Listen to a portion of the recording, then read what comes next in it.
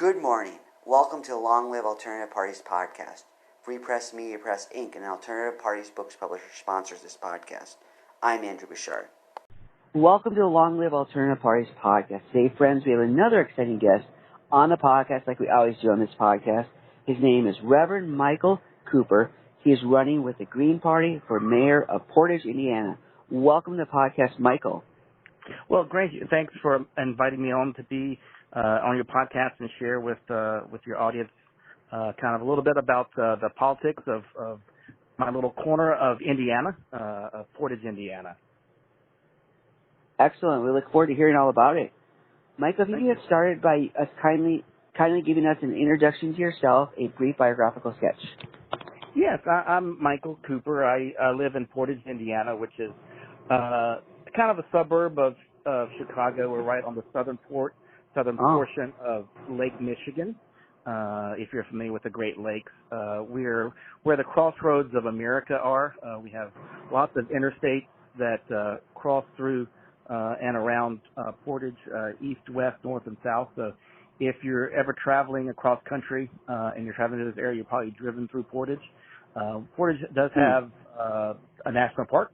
We have the Indiana Dunes National Park, which is a great asset for our little area. And really the largest part of the national park is within the city limits of Portage.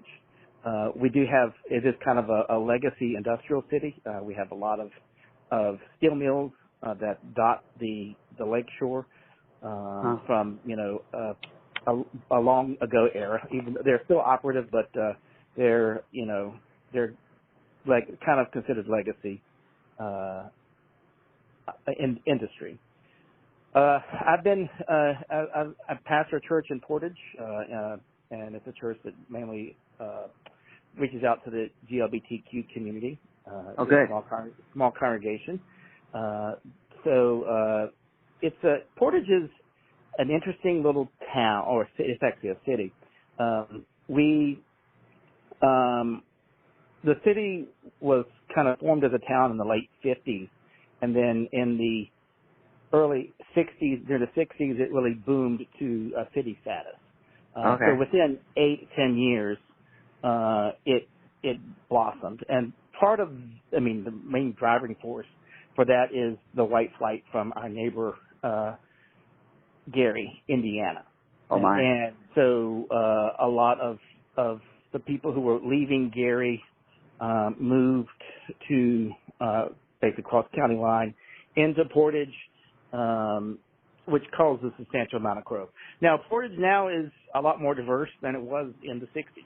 Oh, that's good. We have a population of about 38,000 people at the last census, if you agree with the numbers that they put out, and a fairly substantial minority population.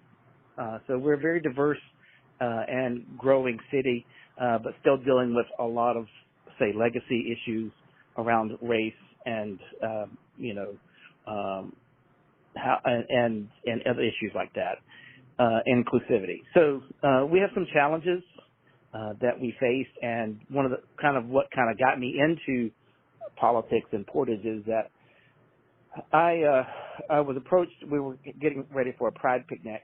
It's about 8-9 years ago, and a person, Bethel Beretta, came up to me while we were setting up in the back of the church, and asked, about getting a human rights ordinance passed in Portage. And I said, well, that's a great idea. So we organized a group, and we put together a 21-page comprehensive human rights ordinance modeled off of a similar ordinance that the county seat of our county has. And we presented that to the city council. And the city council at that time was all but one Democrat. And they did not like the comprehensive ordinance. They did not want anything beyond the cover page. So they basically stripped off page 2 to 21 and approved the cover page so that they could have, the statement that, well, basically kind of just a statement said that, that we don't think that discrimination happens in Portage, but if it did, here we have the statement. So, that kind of really rubbed me very in a bad way. Understandable. Because, the Democrats that were on city council, my district city council person, we were in contact with him, the entire time. And every time I talk to him, I'm with you 110%. I'm with you 110%. But as soon as we presented it to the ordinance committee, he was the one that says, well, I don't think that this is right for Portage. Because he was scared, and this is a kind of a quote, of people coming into our city to use our lawyers. Basically, he was saying he didn't want people from Gary coming into to Portage to use our lawyers for free, which was not what the ordinance said. It was nothing to insinuate or to imply by the ordinance that was, what the ordinance was about. So, that kind of rubbed me, and I was like, this guy has to go. So I ran against him in 2019 for my city council district seat. Incumbent Democrat, no Republican running in the city, and for that seat, and I got 33% of the vote. So that's good. I didn't win that election, but I did, against an incumbent Democrat. It was, I felt a good showing. So since then, I've been involved with, kind of monitoring, the environmental issues around Portage, especially as we kind of emerge into the national park, as it is kind of developing and redeveloping kind of our northern portion of our city. And, how do we kind of sustain the wetlands that we have, and how do we keep communities healthy throughout our city? Sounds good. Sounds good.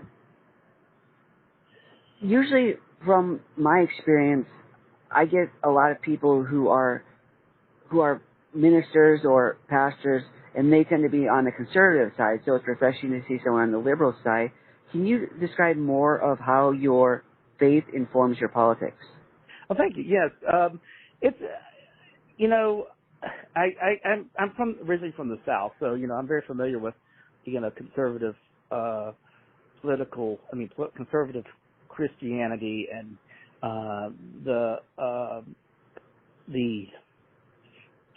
the beliefs around that. I grew up in the church. We were very involved in the church in a small town, and when I, but as I kind of grew older and kind of in more line with dealing with my sexuality, kind of pushed I'm kind of like, that traditional church that I was involved with wasn't really accepting of me, and when I did come out, I found a gay affirming church, Metropolitan Community Church, and I found this was the right place for me. Here is a church that is also is focused on inclusion, and it's also focused on social justice. Sure. So I never turned back from there, and I ended up going to working in the church and then going to seminary, and I've been pastoring churches for 25, 30 years. I've lost track. So yeah,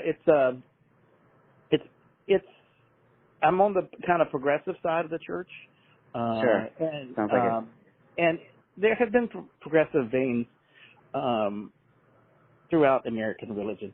My ancestors, part of my ancestors were Quakers, and they were very much involved in the fight to end slavery, and the racism and the discrimination that was there. So those types of movements and that spirituality has really I think influenced me. And so yes, we have some very conservative Christianity, and it's still continuing to have its sway in American politics.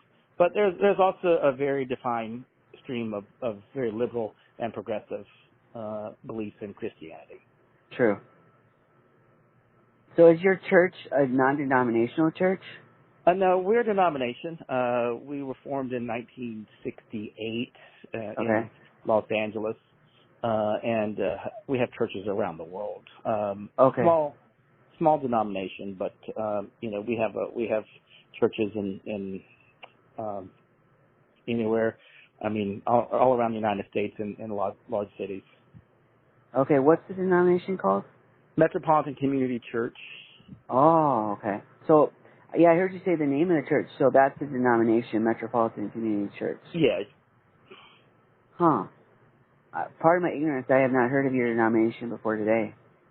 Yeah, we were formed by Reverend Troy Perry in 1968, and Troy, when Stonewall riots happened in 1969, was very instrumental in getting the first gay pride parade going in Los Angeles, California, and had to sue the city. There was a hunger strike, but was able to get a permit to have a parade. And Good. so we've kind of been at the forefront of that social justice movement, which is very much, part of the gay and lesbian liberation movement. Okay. Now, where did you go for seminary? I attended Chicago Theological Seminary in Okay. Chicago, which is just down the train line from where I live now. Okay. Now, for people in our audience, some people who are Christian, they think they have to oppose homosexuality because they say it's in the Bible. How would you respond to that? Well, there are a lot of, I don't agree that the Bible, there are some things in the Bible that people pick and choose to condemn homosexuality. True. But, the Bible also condemns eating shellfish and wearing polycotton. So people kind of try to pick and choose. My faith is very much a liberation type of theology. Okay. It's a theology that is focused on how to we build communities, create inclusion, and build people up, rather than kind of pointing fingers and trying to make people feel less of a human because of the way they act or the way they dress or any type of characteristics. Okay. So people out there, they don't, if they want to be Christian, that's fine. They don't have to oppose homosexuality to be Christian, correct? That is correct. Yes, that's my belief. Excellent. Now, people on the other side will have opposite opinions, but I don't follow their theology. Sure. Well, that's interesting how that informs your politics. Mm-hmm. So you touched on some of the things going on in your area. I think you said something about the environment. So what are specific issues that your campaign is focusing on in your area? Kind of one of the, as Portage is growing and continues to grow, how do we protect the wetlands that we have, and how do we grow into and restore kind of the natural areas that are now part of the national park. So the north part of Portage is, along the lake. We have a wonderful little beach. We have lots of land a lot of wetlands that need to be preserved, and we have a lot of places that need to be restored from hundreds of years of industrial use. Sure. We also have within the city a lot of development that happened before we were really concerned about things like water health, stream health, and the wonderful waterways that we have, streams and natural areas within our city that people have built right up to, and so a lot of my focus has been trying to keep further development from encroaching on these important boundary areas next to our streams that feed directly into Lake Michigan, and really kind of run the course through, a majority of our city. So, we're focused on, keeping those areas, making sure that those kind of areas are protected and that we work to kind of restore the health of those areas as well. A lot of Portage is growing up in farmlands, and we have a lot of farmland that reaches, really out as far as the eye can see to the south part of the city. And how do we kind of, as we grow as a city, develop that, but also incorporate a lot of green space in there Sure. on that blank canvas. Okay. That sounds good. Now, how does ballot access work for the mayoral campaign there? What do you have to do to get on the ballot? Okay, Indiana has some of the toughest ballot access requirements. Right. In order for me to get on the ballot, I have to do paper signature drives. Okay. So basically, clipboard with a piece of paper, with a pen, and go up to someone and say, "Will you sign my petition?" And so I have to turn in to be for the mayor race specific. It's locality specific, based upon 2% of the number of voters in the Secretary of State race, in the most recent Secretary of State race, which is a convoluted formula that says I needed to get just around 200 signatures to be on the ballot, 200 valid signatures. So Okay. I turned in over 300 signatures. So I started working last July. I turned in my first batch in January, and it was really took until June. So to get, the number of valid signatures, they knocked off a third of my signatures, which I've done signature campaigns for a lot of different candidates, and usually they'll knock off 5, 10, maybe 15% of the signatures not being valid. Here they knocked off 30, basically a third of the signatures. They were very thorough, perhaps a little overly thorough, but so I was able to get the number of signatures and then fill out all the forms and get on the ballot. Okay. So I'm glad you did. And they had until noon today to file a form to protest or to contest my signature sheets, and I have not heard if they actually did that. Do you think they will?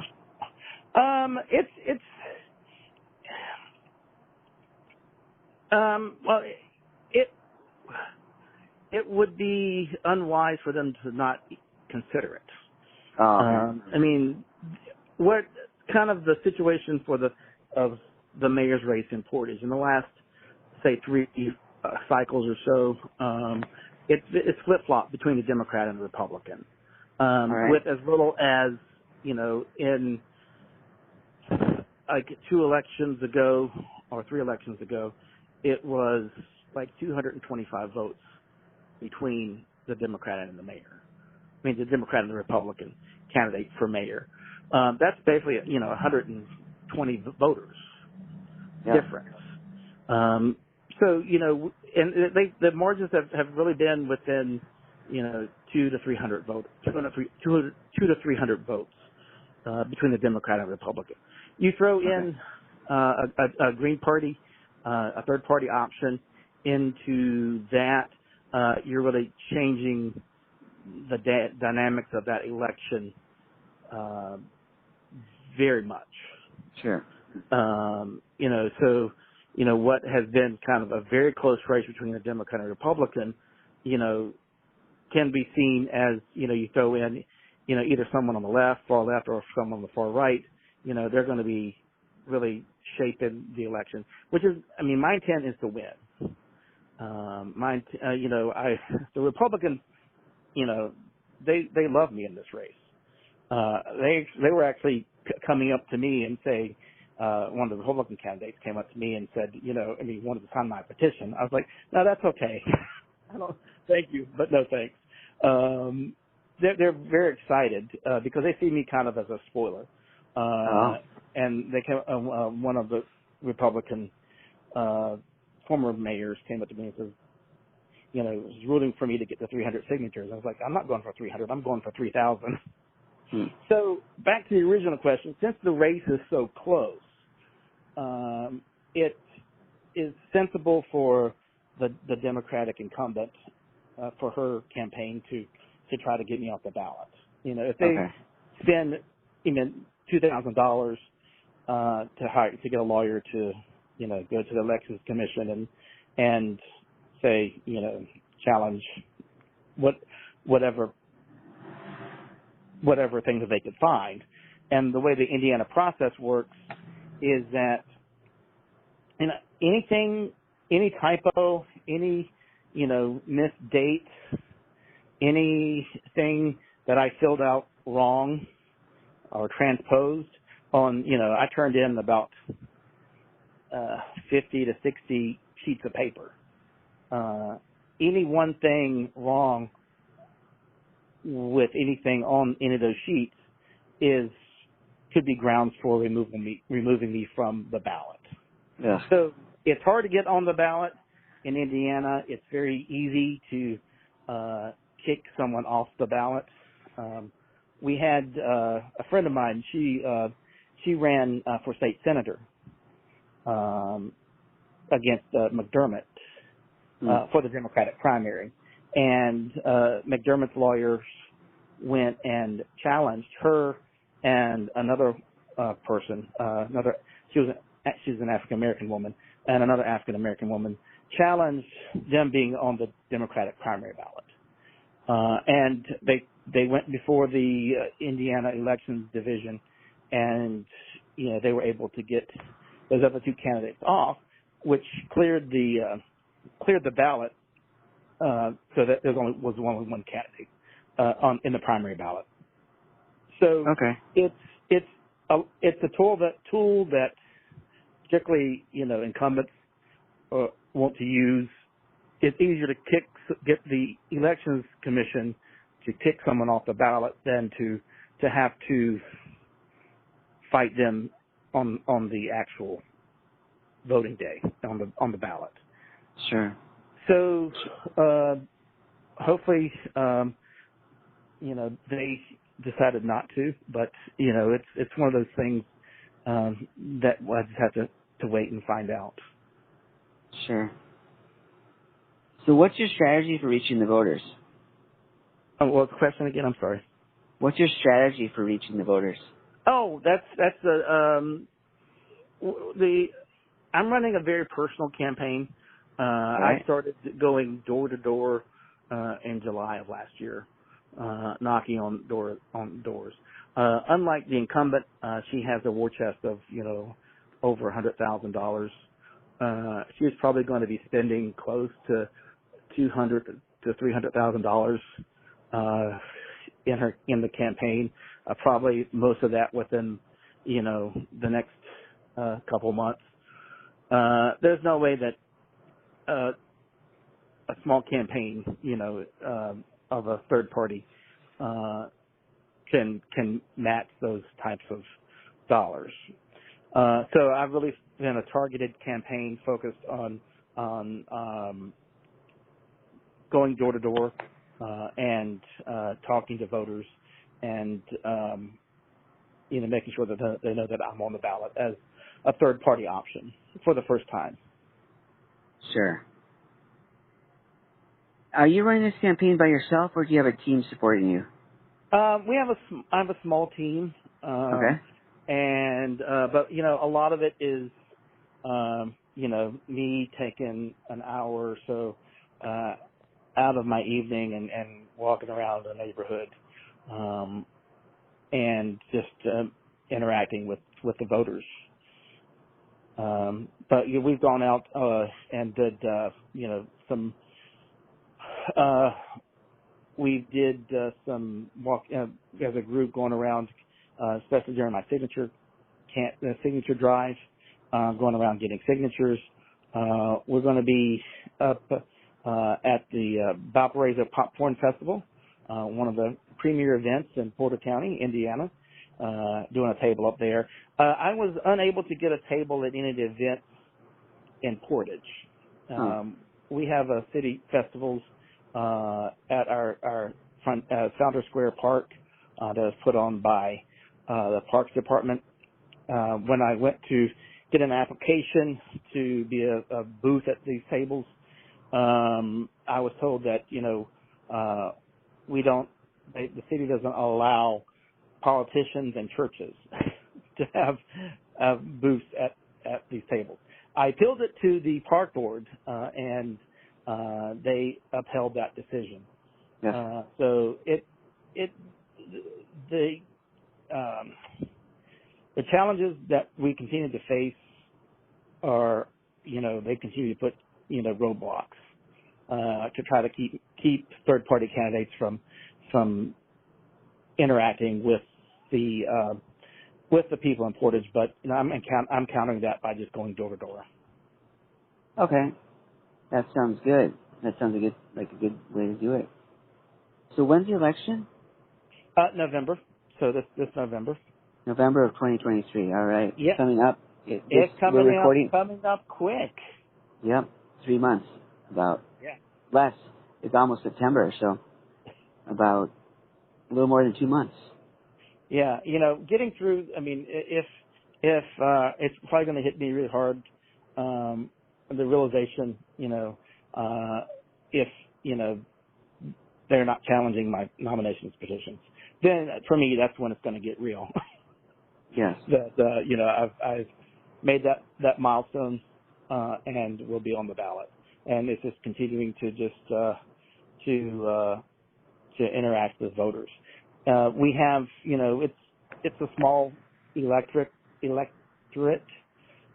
It's about 7,000 votes that are typical for in election. Okay. So it's a small group of people within the city that are actually going to be your actual voters. So that's why it's easier to do. I mean, it's kind of easy to do kind of a door knocking. I'm not dealing with hundreds of thousands of registered voters. Sure. So you can reach the people in the area because of the size. and meet the people.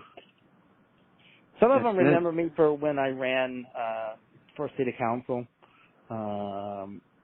and people remember me for I go to a lot of city meetings with the planning and the Board of Zoning Appeals, and I speak for I get up and in public comment time in order to address either environmental issues or health issues for communities, and people remember me from those 2 minutes. It's like I knocked on the door last week of a person that came to the door, and it's like, I'm Michael, blah blah blah, running for mayor. He's like, I know you. You spoke at this public hearing. I was like, yeah, that was me. So yeah, they remember me from kind of a lot of the work that I've been doing. Sure. In Portage. Sure. Michael, we wish you the best in the upcoming election. We trust it will go well for you in some way, shape, or form, at least in maybe victory. Oh, thank you very much. It's a very exciting time, I think, not only for Portage, but also for the Green Party, not only locally, but also nationally. So it's great to hopefully inspire other candidates who are kind of fed up with the hypocrisy within the mainline parties, and would get them to maybe start going to some city meetings, speaking up at public comments, or maybe even running for office. Yes. So how can our listeners support your campaign? I have a website. Okay. And it Reverend Michael Cooper for is it Portage or Mayor? Hold on. Yes. I'm not. It's on my card. I just never remember exactly which one it is because it's. Let me just look it up. But yeah, I have a Facebook page and have a website as well. My computer's being slow. But you can look up Reverend Michael Cooper Portage and it will show up. Okay. I don't know. Oh, here's my badge. Reverend Michael Cooper for Portage.com. All right. I plan to put that in the show notes for our audience. Yes. All right. Michael, we thank you for coming on the podcast today and talking about your campaign. We appreciate hearing from your experience and all the things you've been doing. Well, thank you very much. It's great to talk to you. We wish you all the best in your campaign and also in all your personal and professional endeavors in your ministry and everything else you do. Thank you very much. All right. Take care and all the best. Okay, bye.